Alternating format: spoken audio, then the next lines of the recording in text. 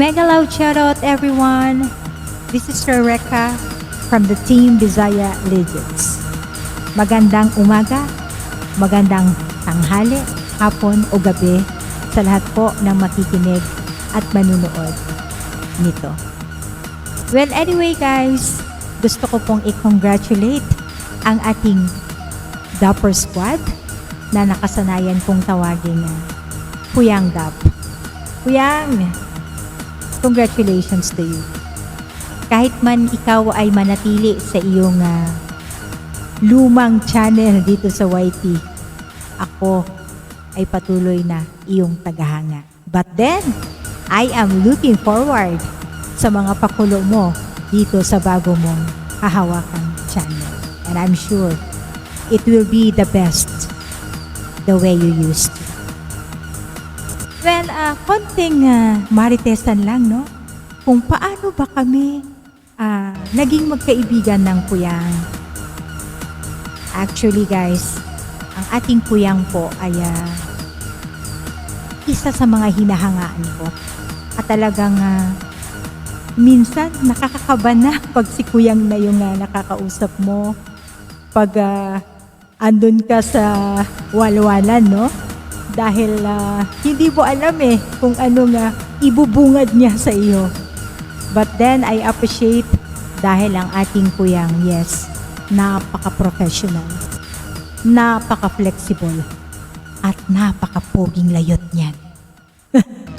Well, anyway, una, ang aking Kuyang Dap ay hindi naman siya masyadong nagpaparamdam sa tahanan ko every time I go on live.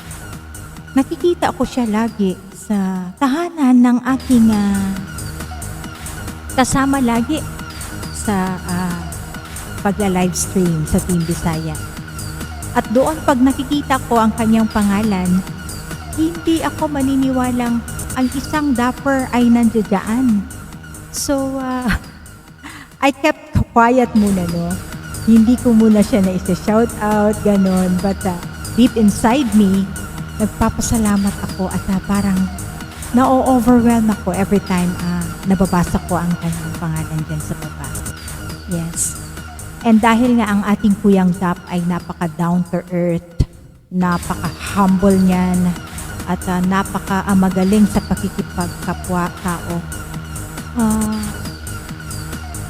Nababasa ko na lang na halos lahat ng mga tao sa panels, lahat ng mga nakakasalumuha niya na nakikigulo down there sa baba na as a viewer ay sinashoutout niya talaga. So sabi ko, uy, wow, talagang mabait siguro ang taong ito. Until nung nagkaka-shoutoutan na kami sa isa't isa, parang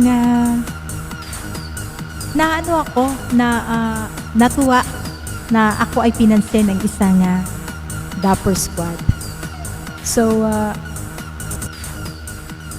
nung inumpisahan niya ng mag-imbita sa akin at sa aming mga kasama dito sa Team Bisaya, hindi ko alam kung paano ang pagtanggi ko or paano ang oo ko sa imbitasyon niya.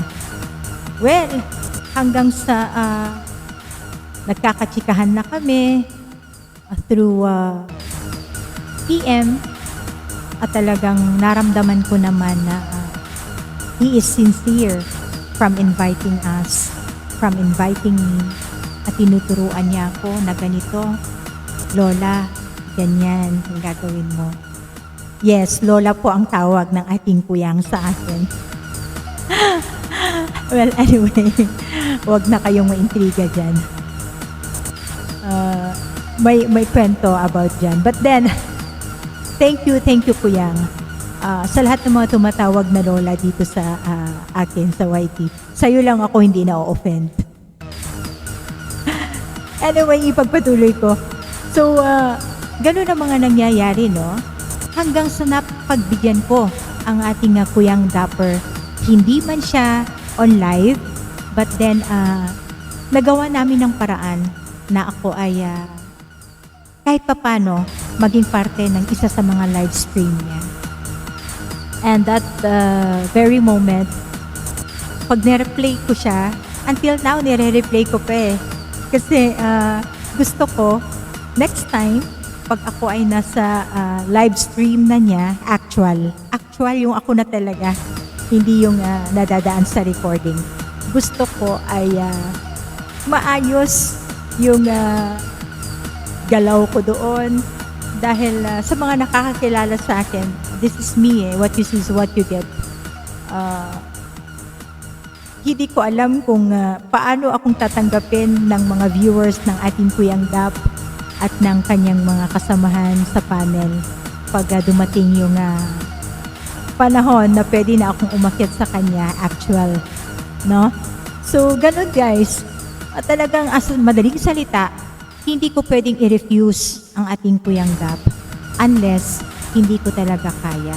And until now, sabi ko nga sa kanya, Kuyang Dap, one of your guests dyan sa taas ng iyong panel, pag ikaw ay nagla-live stream, is one of my wishes. Siyempre, andito na tayo sa YT, pinupush na natin yung pag-aakyat-akyat. Alam niyo yon. And maaring may mga salungat sa ating mga oras, tulad nga ng oras ko sa oras ng live stream ng ating Kuyang. But then, andun pa rin yung willingness, no?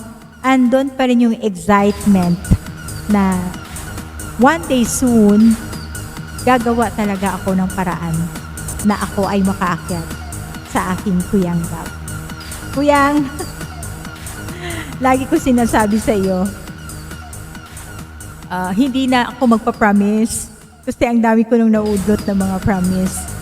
But then, kahit hindi man ako ang pwede, you are still there inviting us, the Team Bisaya Legends, mga jammers natin dyan, kahit hindi man lahat ay deserving dyan sa live stream mo. But then, natutuwa po ako dahil walang tigil po ang inyong pagtitiwala sa Team Bisaya Legends ko yan. Maraming salamat. And yes, I'm looking forward sa mga mangyayari pa sa bago mong channel. And congratulations, Kuyang. Napaka, wow, you are a very successful YouTuber, as we say. And napakabait mo. Stay kind to everyone po.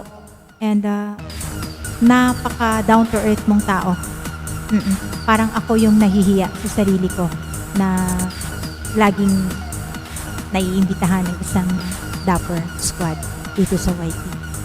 Well, anyway, Kuyang, thank you for the friendship. Although it's virtual, but I can feel na kahit ganito lang po ako, ay sincere naman ang iyong pakikipagkaibigan sa akin. I really can feel that po. Maraming salamat dahil ikaw ay nagtitiwala sa aking mga kabisaya. At maraming salamat sa iyong pakikipagkaibigan sa bawat isa sa amin. Saludo kami, Kuya. Saludo kami sa iyo. I mean, Kuyang. Yeah. Ipagpatuloy mo lang, Kuyang. Keep it up and stay who you are. Maraming salamat. See you. We love you, Kuyang, from the Team Bisaya Legends.